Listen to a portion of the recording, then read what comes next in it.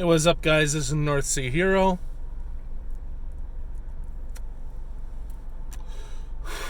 This is going to be the first of two videos I'm going to upload today. That's right, double feature for today. The second video is going to be a response to a video by my friend Paul, who goes by Insane Asylum Cherry Paul, or the channel name appears to be Insane Cherry Paul. Here on YouTube, we've started this thing called Ricochet. But we'll talk more about that later. But for now, I'm going to do my normal vlog video. This is going to be a 2-for-1 special today. And I'm also going to do something kind of unprecedented here in this video. I'm going to link a source in the description. Now, I want to start off by saying the following. I am a white, cisgender, Christian, conservative man. If this is the first video of mine that you've seen, just wanted to inform you of that in case you weren't aware. But if you've seen my other videos, you've probably worked that out yourself. But just in case this is your first experience with the channel, getting that out of the way. That having been said, I'm also a big believer in honesty, integrity, giving criticism where criticism is due, and credit where credit is due. I have, for the past 5 years, had my share of criticisms of the 45th President of the United States, Donald J. Trump. To call me a Trump supporter, even today, much more so prior to the 2020 elections, would not have been inaccurate. I think that it comes with a lot of baggage and a lot of assumptions that weren't really true. I've talked about this in previous videos on this channel as well, but basically I was overall a pretty big Trump supporter. Nowadays a little less so, but still overall it's not inaccurate. It is accurate, technically, to call me a Trump supporter. And to say that I'm not a fan of Joe Biden, maybe even a bit of an understatement. But credit where credit is due. It's the theme of today's video. You know, big credit to AOC for when she was collaborating with Ted Cruz on, I believe it was about internet free speech was the theme there, Section 230 reform, and huge credit to AOC for all the money that she raised to help the people of Texas. So as much as I dislike AOC as a politician and as a person, you know, at least as a public figure, I don't know her personally, as much as I dislike her as a public figure and as a public servant, whatever, credit where credit is due. And I also want to give credit to Based Biden, who, again, not a big fan, understatement, huge understatement, but I will always give credit where credit is due, and criticism where I believe it's due as well. I try to keep it constructive and as nice as possible, but it will happen either way. What I want to give credit to Based Biden for today is doing something that Donald Trump would never, ever have done.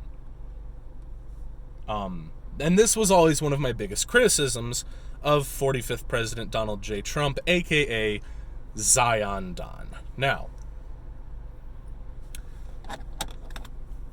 I'll talk more about the Trump side of things in a future video, but I'm not a huge fan of the nation state of Israel, okay?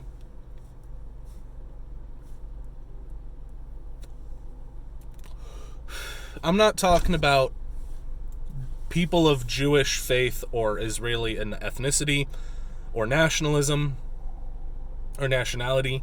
I'm not talking about the people of Israel. I'm talking about the government, the secular nation state of Israel. I'm not a huge fan. See, when boomers and Republicans and conservatives in general say things like Israel is our greatest ally, my first response is always, okay, when are they going to start acting like it? You know, there's a lot we can go into. All the handouts and blind eye turning that has been given to Israel. A lot more to talk about in my criticism of Donald Trump video. But for now, I want to give credit to Based Biden, who, again, I don't think he's based overall. I'm still not a fan of him, but Based Biden what I want to talk about, this was kind of recent, a little bit old for the news cycle, but I want to talk about it today, just as a demonstration and a display of the aforementioned giving credit where it's due. So basically, Israel had stopped landings of U.S. planes carrying Israeli citizens back to Israel.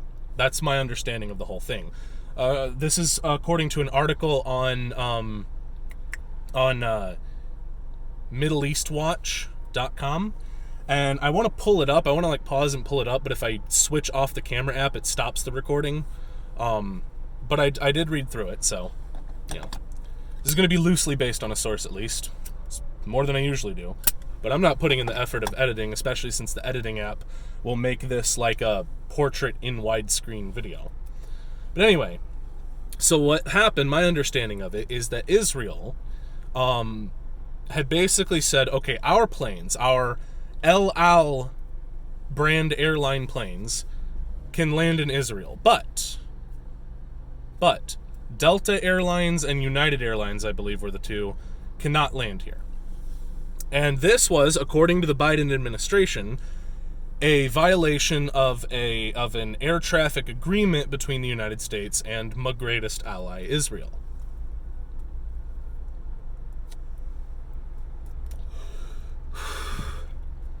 Now, I was under the impression, I had believed that Biden had responded by blocking Israeli planes from landing in the United States. That would have been real tight. That would have been amazing. I would be full on, I'd be given even more credit for that if that were the case.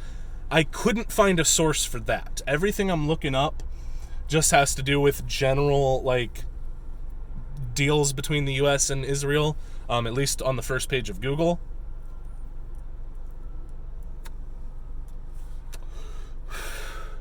But through search refinement, I was able to find an article saying that the Biden administration was at least calling out the Israeli government for this. And that is something that Zion Don and his Make Israel Great Again movement would never have done in a gorillion years. Okay? That is something that I don't think Donald Trump would have done in 6 million years. Okay? So,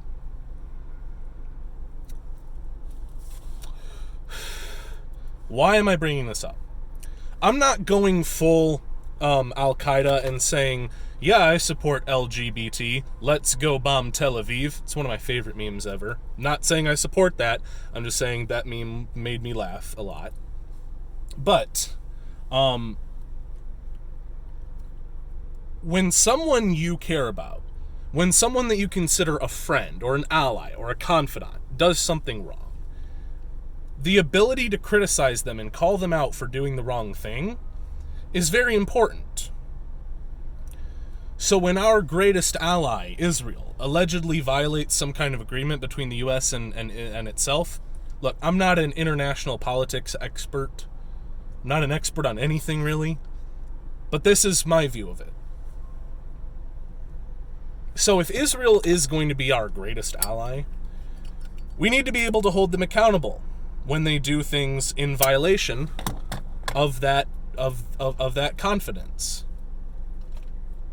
If they are our ally, our confidant, our friend in the Middle East, we need to be able to hold them accountable when they violate our trust. And that is something I have seen from Biden's administration that I did not see from the Trump administration, that I have not seen from any Republican administration in my lifetime.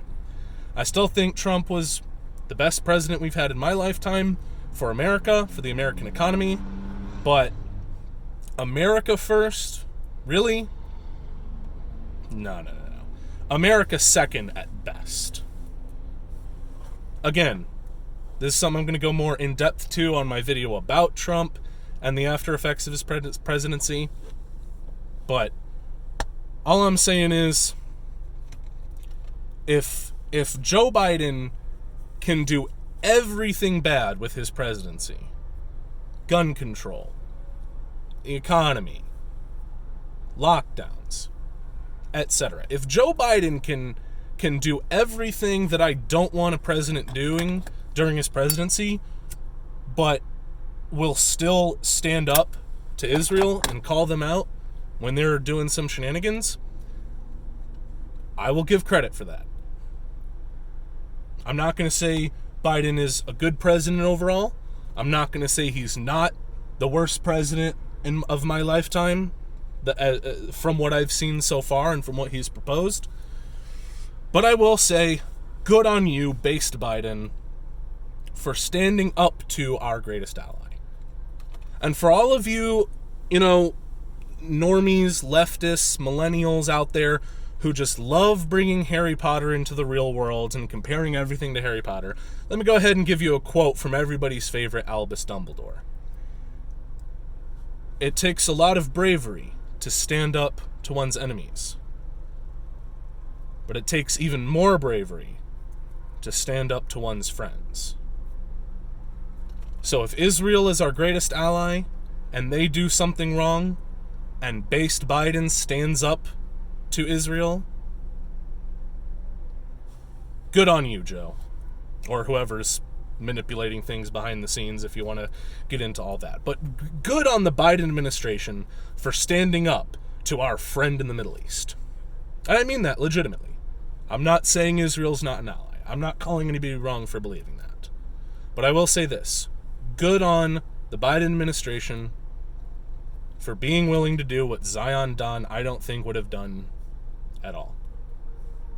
That's just my observation, my fair criticism, I believe, of the Trump administration, and my fair credit where it is due to the Biden administration. So with all that having been said, this is North Sea Hero, signing out.